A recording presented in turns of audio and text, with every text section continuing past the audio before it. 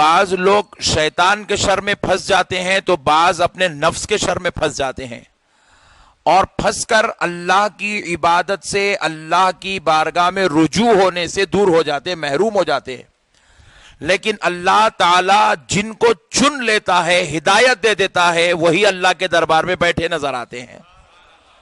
یہ اللہ تعالیٰ کا فضل عظیم ہوتا ہے کہ بندہ اپنے کاروبار چھوڑ کر، تجارت چھوڑ کر، ملازمت چھوڑ کر، گھر بار چھوڑ کر، اپنے خواہشات نفسانی کو ترک کر کے اللہ کے گھر کو اپنا بیٹھنے کا، عبادت کا جگہ بنا لیتا ہے، تو پھر اللہ تعالیٰ وعدہ کر لیتا ہے کہ جو میرے گھروں کو منور کر لیتا ہے، میں بروز محشر اسے عرش پہ جگہ عطا کر دیتا ہوں۔ تو پیارے بزرگ اور دوستو، یہ اللہ کی رحمت ہے، اللہ جس کو چاہتا ہے اپنے فضل سے مولا عبادت کی توفیق عطا فرماتا ہے۔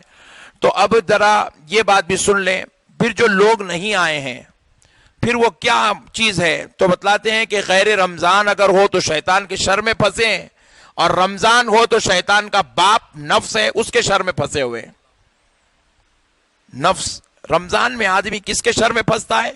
نفس کے، کیونکہ حدیث پاک رسول اللہ صلی اللہ علیہ وسلم ارشاد فرماتے ہیں، بخاری شریف کی حدیث آقا علیہ السلام نے ارشاد فرمایا، جب رمضان المبارک شریف کا چاند نظر آ جاتا ہے، جیسے ہی رمضان المبارک شریف مسلمانوں کے بیچ میں داخل ہو جاتا ہے، اللہ تعالی شیطان کو زنجیروں سے جکڑ دیتا ہے، شیطان کو جکڑ دیتا ہے، اور شیطان اب مسلمانوں کے قریب آ کر ان کو شر میں مبتلا نہیں کر سکتا۔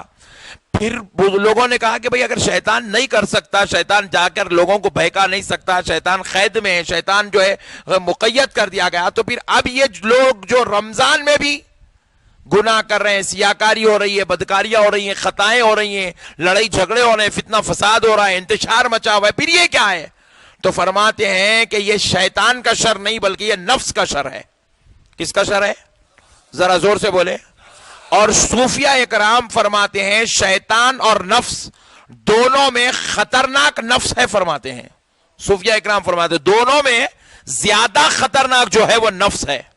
اور یہ نفس کیا ہے؟ شیطان کے رہنے کا گھر ہے، شیطان آ کے یہیں بیٹھتا ہے، ان دونوں دوستاں ہیں، جب ان دونوں ملے تو ہماری خرابی ہے، سمجھو آپ۔ تو اس لیے بزرگان دین کیا کرتے تھے، کبھی اپنے نفس کی سنتے ہی نہیں تھے، تو ان کا نفس پلتا ہی نہیں تھا تو شیطان آتا ہی نہیں تھا۔ نفس بزرگان دین کے پاس پلتا ہی نہیں تھا، جب نفس پلیں گا ہی نہیں، گھر بنیں گا ہی نہیں، جگہ رہیں گی ہی نہیں، تو شیطان آئیں گا ہی نہیں۔ تو یہ بزرگان دین کا طریقہ تھا، شیطان کو نہیں مارتے تھے لوگ، نفس کو مارتے تھے۔ کس کو مارتے تھے بولو؟ نفس کو مارتے تھے۔ پیارے بزرگ اور دوستو، چار مینار رہیں گا ہی نہیں تو لوگ آئیں گے ہی نہیں۔ کیا جلدی سمجھ کے دیکھو آپ۔ تو پیارے بزرگ، اسی جو مسئلہ یہ نفس ہے، یہ نفس کیا کرتا، انہیں بلاتا، اس کو انہیں آ کے آپ بیٹھتا، دونوں مل کے ہم کو دوزخی بنا دیتے، گناہگار بنا دیتے، خطاکار بنا دیتے۔ تو اب بزرگان دین فرماتے ہیں کہ نفس شیطان سے زیادہ خطرناک ہے۔ کس سے زیادہ خطرناک ہے؟ شیطان سے۔ اب ذرا غور کیجئے گا، آپ شیطان سے زیادہ خطرناک کیسا ہے میں آپ کو سمجھا دیتا ہوں، نہیں تو بعد میں پھر کیونکہ ریکارڈنگ ہو رہی تو پھر پٹھے بازو والے سنے تو ٹینشن کریٹ کرتے، ارے نیا ہی بولا رہے بھائی، بولتے ہیں اپنے پٹھے تو اپنے پیچھے لگے ہوئے 24 گھنٹے۔ تو اب پیارے بھائی اب ذرا غور کیجئے گا، ہم لوگوں کو یہ خیال ہے کہ شیطان بھٹکا رہا ہے، اور واقعی بات بھی صحیح ہے کہ شیطان بھٹکا رہا ہے، لیکن ہم نفس کے پیچھے نہیں جاتے، زیادہ پیچھے نہیں پڑتے، نفس کے پیچھے نہیں پڑتے ہم لوگ نفس کے اوپر کانسنٹریٹ نہیں کرتے، اس کو کیسا ختم کرنا، اس کو کیسا جو ہے نفس کو کمزور کرنا، کیسا نفس کو تباہ کرنا۔ ہمارے پاس یہ تعلیمات ختم ہو گئی۔ یہ تعلیمات کب تھی؟ جب حضرت محدث دکن عبداللہ شاہ صاحب قبلہ رحمۃ اللہ علیہ بقید حیات تھی تو اس پہ تعلیمات ہوتی تھی، حضرت عبد القدیر صدیقی رحمۃ اللہ علیہ بقید حیات تھے تو اس پہ تعلیمات ہوتی تھی۔ یہ بزرگان دین کیا کرتے تھے، لوگوں کو بلا کے ان کا نفس دھوتے تھے، پہلے نفس دھوتے تھے۔ تو پیارے بزرگوں اور دوستو، اب یہ تعلیمات بالکل کمزور ہو گئی، خانقاہی نظام چلا گیا، تو اب پورا کانسنٹریٹ لوگ سمجھے کہ جو کچھ بھی ہے شیطان ہے۔ چلیے مان لیجئے شیطان ہی ہے، اگر یہ بات کو پکڑ کر چلتے ہیں تو پیارے دوستو پتہ کیا چلتا ہے، شیطان اور نفس میں دونوں میں خطرناک کون ہے ذرا دیکھیے۔ ہم کو گنہگار بنا رہا شیطان، رائٹ؟ مگر جب شیطان کو اللہ تعالیٰ فرمائے تھے کہ آدم کو سجدہ کر، پوائنٹ ٹو بی نوٹڈ، شیطان کو اللہ تعالیٰ بولے کہ آدم علیہ السلام کو سجدہ کر، تو پھر اب ذرا غور کرنے والی بات ہے، اب شیطان اللہ کی بات نہیں سنا، مولا کریم کی بات نہیں سنا، مولا کریم کے حکم سے پلٹ گیا، ساری دنیا کو مولا کے فرما برداری سے پلٹانے والا شیطان ہے۔ اب شیطان کو کون پلٹایا؟ بات سمجھ میں آ رہی ہے آپ کو؟ شیطان ہما کو گنہگار بناتا، نافرمان بناتا، اب شیطان خود نافرمان بنا، تو شیطان کو نافرمان کون بنائے؟ تو صوفیاء نے جواب دیا نفس نے بنایا ہے۔ کس نے بنایا ہے؟ نفس نے۔ شیطان کو شیطان بنانے والے کا نام نفس ہے، شیطان کو شیطان بنانے والے کا نام نفس ہے۔ نفس اتنی خطرناک چیز ہے، اور خدا کی قسم رمضان کیوں آتا ہے؟ مومنوں کے نفس کو صاف کرنے کے لیے آتا ہے، مومنوں کو نفس کی شرارتوں سے بچانے کے لیے آتا ہے۔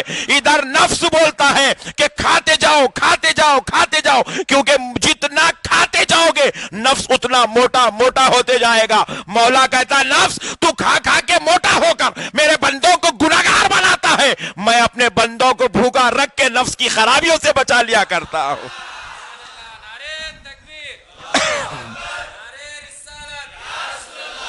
روزے کی اہمیت تو مجھے اس وقت سمجھ میں آئی جب میں نے آمنہ کے لال کی ایک حدیث پڑھی تھی۔ نبی پاک صلی اللہ علیہ وسلم کی بارگاہ میں ایک صحابی آئے، آ کر عرض کرنے لگے یا رسول اللہ، اب میں اپنی جوانی پر کنٹرول نہیں کر سکتا، میری زنا کی طرف خواہشیں بڑھ رہی ہے، گناہ کی طرف میری خواہشیں بڑھ رہی ہے، زنا کی طرف بڑھ رہی ہے۔ نبی پاک علیہ السلام نے کہا زنا کی اگر خواہش ہو رہی تو نکاح کر لو۔ آسان نسخہ ہے، دیکھو نوجوانوں کیا پیاری بات ہے، چوپ فیس بک پہ دماغ خراب ہو رہا تو نکاح کر لو میرے بھائی، کہیں کو تو بھی گناہ کر رہی لگی، خریب سے لگی کیا؟ سبحان اللہ۔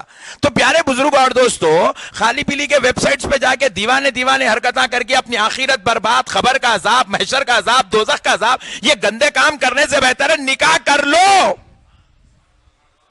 اور یہ جتنے بیٹھے پوروں کی نکاح کی عمر ہے الحمدللہ، 2-3 بچوں کو چھوڑ کے بول رہا ہوں، نہیں تو سب رہ جائیں گے، ان لوگ کر لیں گے، وہ ایک مصیبت۔ تو پیارے بزرگ اور دوستو، ماشاءاللہ پورے جو ہے ٹین ایج کراس کر چکے ہیں، ماشاءاللہ ابو 25 نظر آ رہے ہیں، ابو 22 نظر آ رہے ہیں الحمدللہ۔ تو پیارے بزرگ اور دوستو ذرا غور کیجئے گا، تو کیا ہوا؟ نبی پاک نے حکم فرمایا کہ نکاح کر لو۔ حضور نے بتا دیا طریقہ دنیا کو، زنا سے بچنے کا آسان طریقہ کیا ہے؟ نکاح کرو۔ لیکن وہ صحابی عرض کرتے یا رسول اللہ، میں اتنا غریب مفلس و بیچارہ ہوں کہ میں جب محنت کرنے نکلتا ہوں بڑی مشکل سے مجھے اتنا پیسہ کما لیتا ہوں کہ میں خود کھا لوں تو بڑا شکر ہے اللہ کا، میں اپنی بیوی کو نہیں کھلا سکتا، میں نہیں پال سکتا، یا رسول اللہ جب تک میرے حالات بہتر ہو جائیں کچھ نسخہ بتا دیں کیا کروں؟ تو آمنہ کا لال ارشاد فرماتا ہے اگر نفس تمہیں بے قابو کر رہا ہے، تمہیں گناہ کی طرف ملوث کر رہا ہے، تمہیں متاثر کر رہا ہے، تو پریشان نہ ہو، روزہ رکھ لیا کرو، نفس کنٹرول میں آ جائے گا۔ روزہ رکھ لیا کرو، نفس کنٹرول میں آ جائے گا، زنا کی خواہشیں ختم ہو جائیں گی۔ اللہ اللہ، روزہ کیا کرتا ہے؟ نفس کو مارتا ہے۔ اسی لیے اللہ رب العزت نے کیا کیا؟ یا ایھا الذین آمنوا کتب علیکم الصیام، کہا اے ایمان والو تمہارے رب نے تم پر روزوں کو فرض کیا ہے، اے ایمان والو تم پر روزے فرض کیے جاتے ہیں۔ اللہ اللہ، اس کو رب نے فرض کر دیا کیونکہ رب نے دیکھا میرے بندوں کو دوزخ میں لے جانے والا کون ہے؟ نفس ہے۔ میرے بندوں کو دوزخ میں لے جانے والا کون ہے؟ شیطان ہے۔ تو جیسے ہی رمضان المبارک کا چاند نظر آتا ہے مولا شیطان کو جکیڑ دیتا ہے اور روزہ رکھوا کر نفس کو ختم کروا دیتا ہے، اور مولا دیتا ہے چانس، بندے آجا آجا آجا میرے بندے، توبہ کر لے، مجھے میرے رب ہونے کی قسم میں تیرے 70 سال کے گناہ بھی معاف کرنے کو تیار ہوں، تیرے 100 سال کے گناہ بھی معاف کرنے کو تیار ہوں، میرے بندے آ توبہ کر لے۔ اگر تیری زندگی میں سمندر کے پانی کے خطرات کے برابر بھی گناہ ہے تو آج تیرا رب ماہ رمضان میں معاف کرنے کو تیار ہے، معاف کرنے کو رب تیار ہے۔ اللہ اللہ، اللہ کی رحمت رمضان میں عام ہو جاتی ہے، عام ہو جاتی ہے۔